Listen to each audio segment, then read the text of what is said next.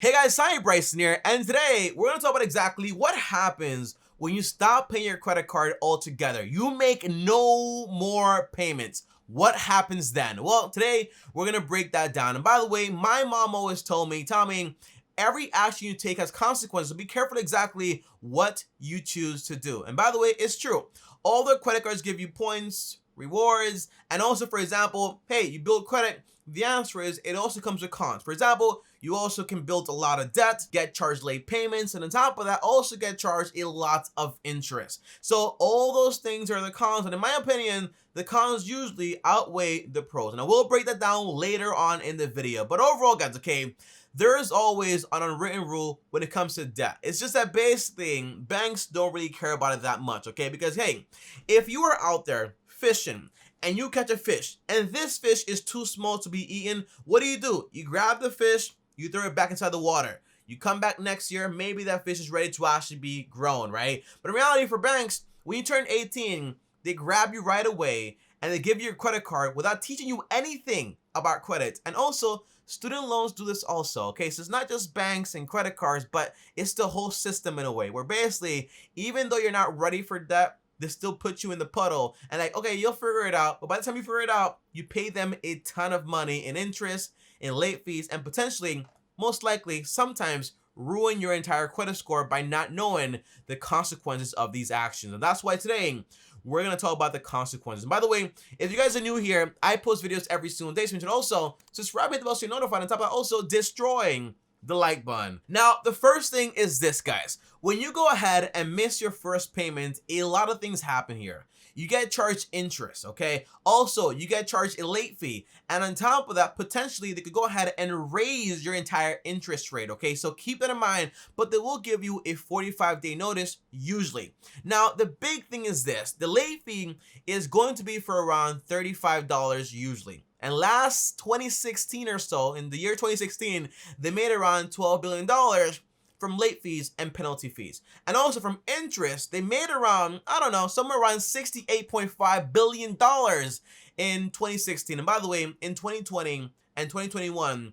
they're going to make a lot more money and have been making a lot more money. Now, the best way to avoid this is basically you pay your balance in full and you also set your account to auto pay. But even then, the big problem with credit is not basically not paying your bill on time or paying it full, it is usually overspending. And that's why yesterday I made a video about the psychology of credit cards and why I don't use it the traditional way, but that's another topic from the video. So I'll link that video down below if you want to see exactly the best way to go ahead and use a credit card. But overall, the first late payment, also, they're going to grab that history and send it over to your credit score and say, hey, this guy or girl did not pay their credit on time, so there's a late fee on it, and there's also a missed payment. What happens is your credit takes a ding. And by the way, that portion, your payment history, is worth around 35% of your credit. Maybe that's why they charge $35 on your entire late fee, which is crazy, by the way.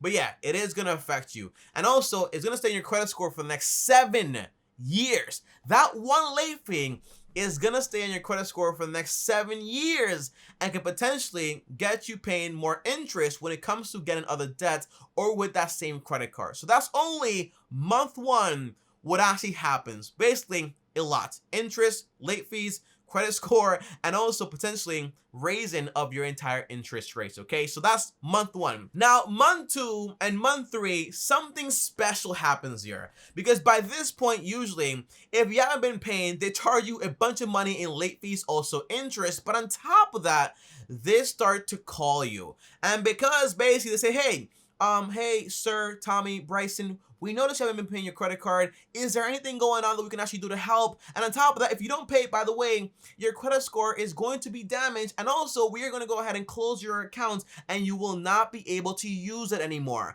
And this is when a lot of people panic. But during these times, it is the most important time for you to actually go ahead and negotiate. Because basically, if you stop paying your bill because you cannot afford it, right? The answer is you want to go ahead and negotiate. But if you stop paying your bill because basically you lost track of things, by the way, very irresponsible, the answer is you want to go ahead and say, hey, yeah, I'm back on track. Let me pay off this balance as fast as possible. That way, I don't take that much of a big hit with my credit score and also with my entire reliability as a borrower. Now, as a person that does not have enough money to actually go ahead and pay off the balance, the answer is you want to go ahead and negotiate. You say this, hey, yeah, I've been having a really hard time. My job fired me or whatever it is. I don't have the same income anymore. And now I cannot afford to pay off my credit card. Is there anything you guys can actually do to help me? And they'll say, for example, yeah, we can freeze your account. We won't charge you this or any late fees anymore. And this, you can actually pay it off as fast as possible, but we will charge you interest either way. Now, here is what you say. Well, I understand that.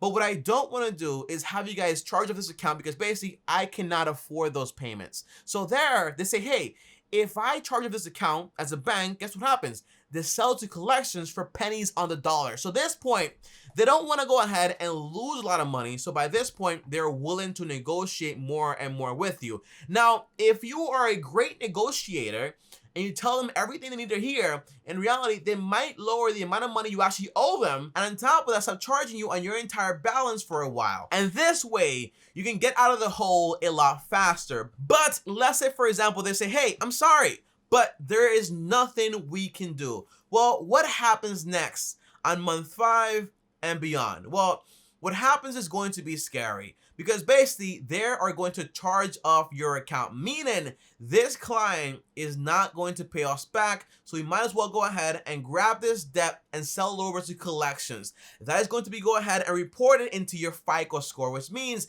you are going to be affected for the next 7 years, meaning you will not really be able to get another credit card, potentially a loan for a mortgage, and so on and so on. It's going to be very, very hard to qualify for anything with collections on your entire credit score and also all those late payment histories on your entire credit score. So now, what happens is this, guys, okay? When they basically sell your debt to collections, collections buy it for around a nickel or maybe like 10 cents on the dollar, meaning they didn't pay that much for your debt. Meaning now you can go ahead and negotiate with collections to lower the amount you owe, pay it off, by the way, have a written contract and everything included here, and then you can go ahead and say, hey, I paid off this debt, let me go ahead and dispute it for my entire credit score. That way, you kind of fix the damage in some way. But there is another option for your entire credit card. They might say, for example, hey, you know what? You owe us way too much money. We're not going to sell it at all. We're going to go ahead and basically sue you.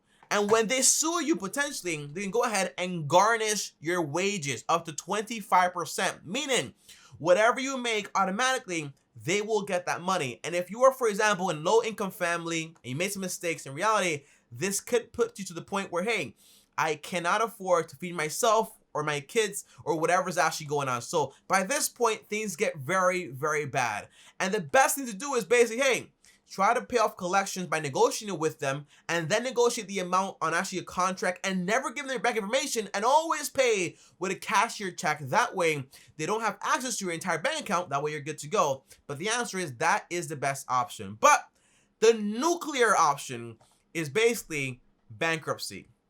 And it's not an option I really recommend because basically it's going to stay on your entire report forever. But this is the only option sometimes people only have, which is basically bankruptcy. Now, once you file for bankruptcy, if you actually qualify, your debt will actually be annulled. Basically, you don't owe that debt anymore, but in reality, you become what we call a very high risk individual. And after 7 years, that's when you can actually go ahead and get something here and there, like loans here and there, but it's going to be very, very hard to qualify for anything out there with a bankruptcy on your entire account. So overall, I highly recommend if you reach this point, don't go nuclear if you don't have to, but try to negotiate. That way you can lower the amount you actually owe and pay it off as fast as possible and be back on track. But if you still are negotiating with the bank, the answer is negotiate hard because you don't want that balance to be sent to collection. And overall, the advice is this, okay, guys?